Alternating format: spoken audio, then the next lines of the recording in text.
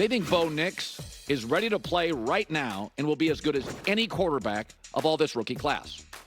So suddenly, this franchise that was a mess and all this dead cap money with Russell Wilson, they took a big swing on it. They just got Zach Wilson. He'll get a reboot, talented kid. And they have Jarrett Stidham, who they could use potentially as a very nice trade piece.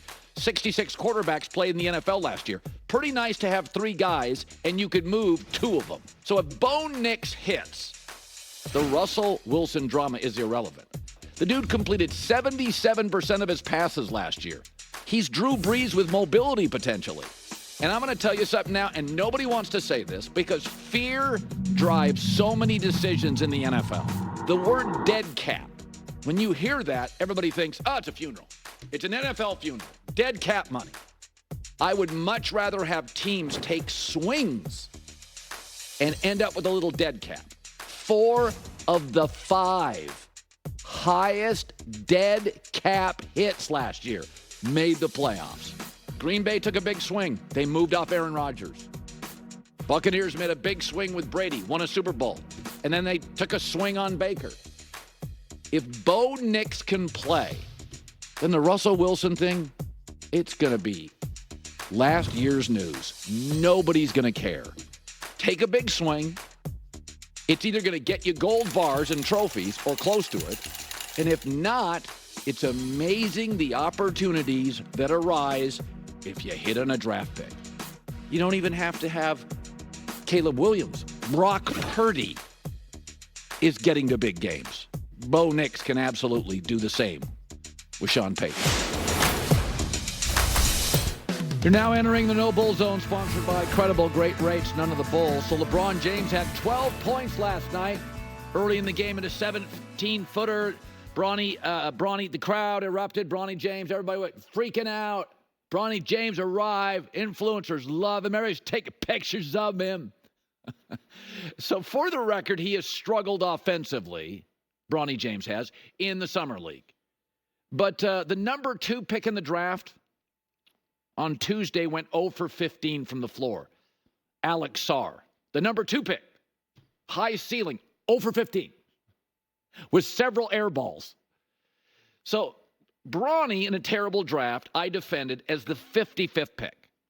So just to keep score a little bit, let's go to the second round of the draft, and let's take the player that was drafted right before Bronny. How's he doing? And right after. So the 54th pick, Anton Watson, is with the Celtics. He's had a good summer league. 10 points, 5 rebounds. Celtics, who draft well, really like him. Great front office, really like him, doing well. But he will be a G Leaguer. The player drafted right after him was hurt, so let's go to the 57th pick. It's Ulrich Chomchi, 4 points a game. He is viewed very raw as a G Leaguer. So Bronny James, hot, cold, offensively, mostly cold, nice little defensive player, is, averaging about 4 or 5 points a game and selling a bunch of merch. Is it the end of the world?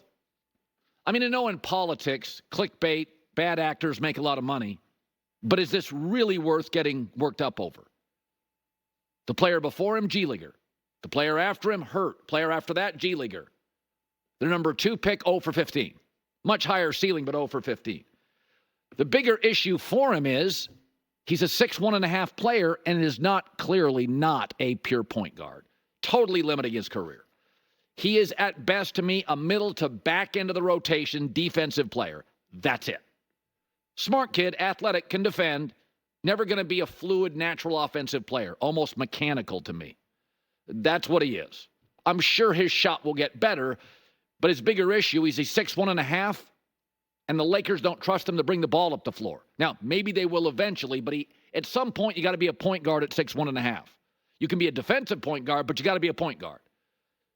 But the 54th pick, the 55th pick, the 56th pick, the 57th pick, in this draft, they're all G Leaguers. And I mean, could stay in the G League. It's as if the critics are insisting the Lakers took him as a lottery pick and are demanding and forcing him to start at point guard. No, that's not what J.J. Redick is doing. In fact, here's J.J. Redick on Bronny. He's a development player. That's how we're looking at Bronny. He's certainly going to spend time with the Lakers. He will spend time as well in the G League. We're going to develop his shot. We'll develop his ball skills. He's already got a great feel. He has a really good instinctive nature on the defensive end. Yes, he does. When you watch him play, he's got hops, he's got some length, he's quick, he's athletic, got a little bit of a football build almost. He'll be a defensive player, probably middle to back end of the rotation. You have to remember, though, even Ray Allen came into this league. He wasn't a great shooter. He developed into it. I've always defended players who don't shoot early in their career. Very few players come into this league as brilliant shooters. Hell, LeBron James didn't have a lot of range when he came into this league. Michael Jordan was never a great distant shooter. So I'm going to give Bronny a pass on the three-point shooting. I mean, he's going to develop into a better shooter. But he's athletic. He's smart. He's a hard worker. He can defend. I think he's fine. But in this draft, he's been basically what we were told he would be. Limited offensively, good defensive player, and a project. The biggest issue with him is the one that Chris Broussard mentioned yesterday. Project is the perfect word. You don't typically think of 6'1" guys as projects, but that's what Bronny is. What is really telling, Colin, is the fact that they almost never have him bringing the ball up. Like, he's a 6'1" player. He's going to have to guard point guards. He's got, obviously not the basketball IQ of his dad, but a solid, smart basketball IQ. And yet they're not even attempting to have him learn point guard at this point. Yes, and that's really the issue, because that's his only way to work in this league. He's too small to be a 5, a 4, a 3, or a 2. But if he can defend the point on a basketball team that's got scores at the 2, 3, 4, and 5, then you got a shot to be a back end of the bench, project, G Leaguer, maybe at some point a rotational NBA player. J-Mac with the news. No. Turn on the news. Oh, here we go on a Thursday. So many things to talk and grumble about. Live in Los Angeles, it's the Herd. I'm going to roll up my sleeves here. Wherever you may be and however you may be listening, thanks for making us part of your day. It's a work day. Not a dress-up day. It's a work day. I'm going to roll my sleeves up, J-Mac. Literally and metaphorically, right? You're rolling the sleeves up. You're getting in the mud. Here we go. So, J-Mac, once again today we have very light, optimistic shirts Vibrant. on. Very vibrant. So, Anthony Davis and Joel Embiid are vying for a starting center spot on the Olympic team. That's going to be in Paris. It's going to be in Paris about a week or two, right? We're going to have the Olympics. And so he got these games yesterday against Serbia. And Embiid had the worst plus-minus of any player for Team USA.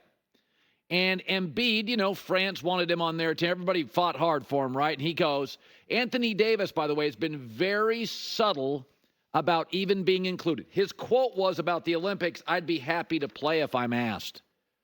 And he has been an absolutely dominant figure when he's been on the floor. But I've said this for years. Because the NBA is very much into aesthetics and style, I get lectured for years about players. Carmelo Anthony is unbelievable. He was a terrible defender, never in elite shape, a complete isolation player, very few assists, never made a teammate better, didn't do squat in the playoffs. I was told Derrick Rose was going to dominate the league. A highly efficient shooter, more turnovers than I'd like, and hurt all the time. I'm sorry, he's not going to physically dominate the league. I was told Westbrook's an MVP. I thought he was a stat patter. Bad hands, can't shoot for a guard, hyper athletic, but played one speed and often out of control. My eyes did not tell me that Westbrook was an MVP and Carmelo was an absolutely dominant player or Derrick Rose was going to run the league. And my eyes are telling me the same for years with Joel Embiid. I'm not denying he's got a Shaq feel to him. But Shaq won in the playoffs. Shaq was dominant when it mattered. I'm watching this Olympic stuff. Embiid gets in the way of the offense. Anthony Davis doesn't. Hell, Anthony Davis took 2 shots yesterday and was the second most dominating player in the game to Steph Curry.